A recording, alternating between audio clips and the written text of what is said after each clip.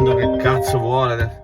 Ehi Nando! Oh Andre, sono qui con due miei amici napoletani che è troppo forti, devo farti riconoscere. No, lascia stare, guarda i napoletani, tutta gente di compagnia che ti saluta, guarda io non saluto neanche i miei figli. Con chi stai bene te? Con i romagnoli? Ma lascia perdere, i romagnoli gente accogliente, ti fanno le feste, guarda a Genova quando uno ti fa tante feste, alla fine ti chiede dei soldi. I toscani? Vabbè, almeno con loro si ride, dai. Si ride, vieni qua, simpaticissimi, si ride, poi paghi un panino con la finocchiona a 18 euro, da quel giorno non ho mai più riso nella mia vita, se mi prendono la LOL vinco 5 edizioni di seguito, guarda. E i calabresi? I calabresi, guarda, sono andato a trovarli una volta in Calabria, quando sono andato via mi hanno dato 7 Tupperware di melenzane sott'olio, 4 bottiglie di vino e un parente. Adesso c'ho sto zio che quando arriva l'onomastico, se non lo chiamo si offende. E allora statene con i liguri. No, lascia stare i liguri, tutti negativi, guarda. Se dici qualcosa di positivo, ti